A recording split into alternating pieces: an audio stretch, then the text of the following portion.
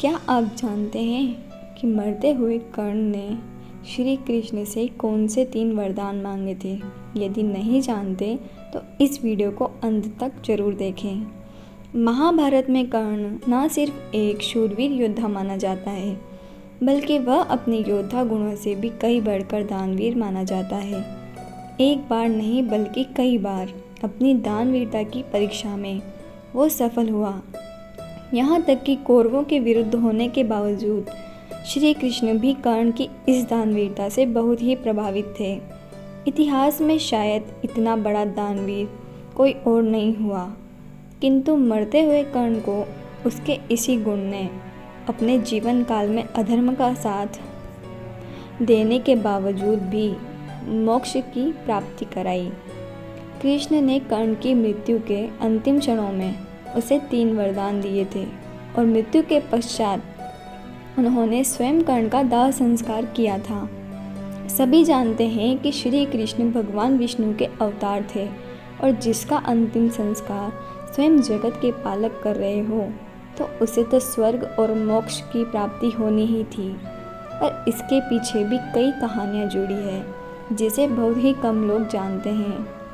सबसे पहले बात कर्ण के योद्धा गुणों की करते हैं, जिसे पांडव और यहाँ तक कि सर्वश्रेष्ठ धनुर्धर अर्जुन को भी भय था।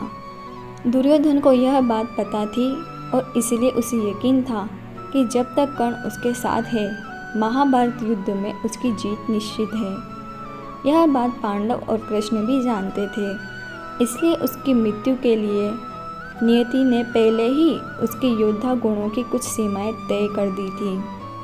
कृष्ण को यह बात पता थी कि कर्ण एक असाधारण योद्धा है और अर्जुन कितना भी बड़ा धनुर्धर हो, लेकिन कर्ण के सामने उसकी हार ही हो सकती है।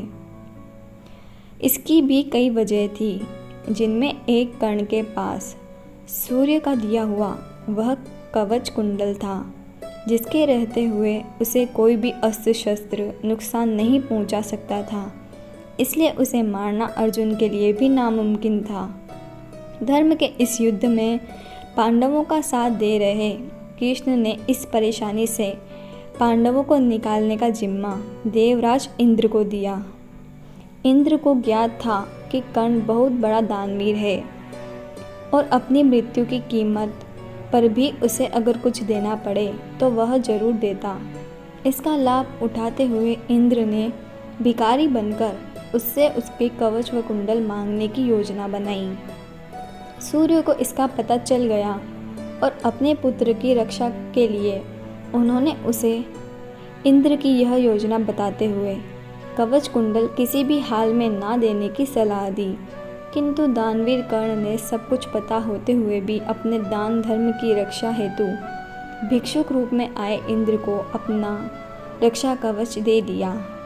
कर्ण की दानवीरता से प्रभावित इंद्र ने उसे अपना इंद्रस्त्र दे दिया, जो किसी को भी लगे तो उसकी मृत्यु निश्चित थी। हालांकि इसमें एक शर्त यह थी कि इसे वह केवल एक ही बार प्रयोग कर सकता है। एक सारथी के लिए यहाँ जन्म लेने के कारण कर्ण सूत पुत्र कहलाया। जब क्षत्रिय न होने के कारण गुरु द्रोणाचार्य ने कर्ण को शस्त्रों की शिक्षा देने से मना कर दिया तो वह परशुराम के गुरुकुल में रहा। परशुराम ने कर्ण को ब्रह्मशास्त्र चलाना भी सिखाया था, जो बहुत ही कम शूरवीरों को पता था। परशुराम की भी एक शर्त थी कि वो केवल ब्राह्मण पुत्रों को इसकी शिक्षा देते हैं। कर्ण ने उनसे अपने कुल को लेकर झूठ बोला था कि वह ब्राह्मण है। एक बार किसी कीट ने जब कर्ण की जंघा पर काट लिया था तो वे लहूलुहान हो गए थे और घाव के दर्द को सहने की उसकी सहजता देखकर परशुराम को यह समझ आ गया कि इतना साहसी किसी ब्राह्मण कुल का नहीं हो सकता।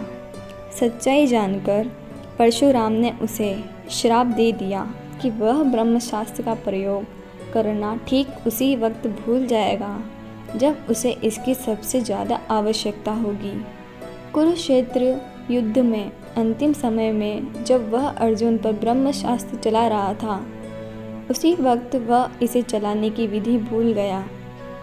एक ही क्षण में यह उसकी सबसे बड़ी भूल साबित हुई, जिसने अर्जुन को उस पर प्रहार करने का समय दिया और उसकी मृत्यु का कारण बना।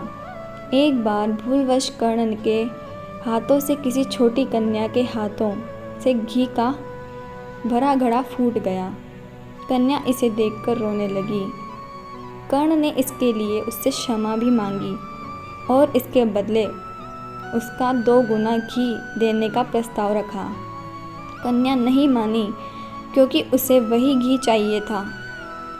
उसका हठ देखकर कर्ण ने धरती पर गिरे घी को दोबारा प्राप्त करने के लिए जिस मिट्टी पर घी गिरा था उसे उठाकर इतनी अच्छी तरह से निचोड़ा, उससे शुद्ध घी निकल गया और कन्या उसे लेकर खुश हो गई। इस तरह कर्ण ने बालिका को तो खुश कर ही दिया था, लेकिन धरती को ऐसा करने की वजह से इतना तेज दर्द हुआ कि वह कराह उठी। इसी पीड़ा में उसने कर्ण को श्राप दे दिया कि युद्ध भूमि में किसी अत्यंत संवेदनशील समय पर उसके रथ का पहिया धरती में धंस जाएगा और वह उसकी पीड़ा का कारण बनेगा। आखिरी वक्त पर यह सभी चीज़ें कर्ण की मौत का कारण बनी। कर्ण ने इंद्रस्थ से भीम के पुत्र घटोत्कच पर प्रहार कर दिया। इसी तरह अर्जुन पर प्रहार करने के लिए उसके लिए अमोघ नहीं रहा। युद्ध के 90वें दिन अचानक उसके रथ का पहिया जमीन में धंस गया।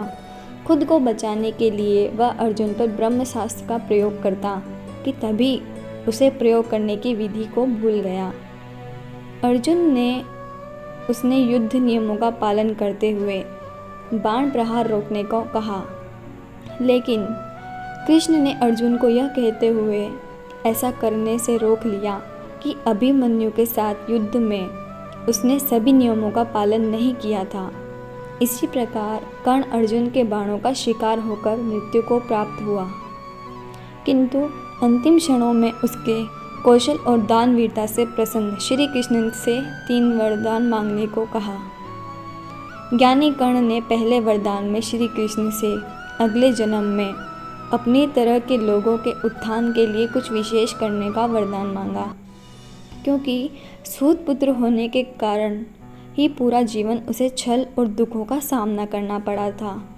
दूसरे वरदान में उसने अगले जन्म में कृष्ण द्वारा उसी के राज्य में अवतार लेने की इच्छा प्रकट की और अपने तीसरे वरदान में उसने कृष्ण से एक प्रकार से अपने मोक्ष की वरदान मांगा।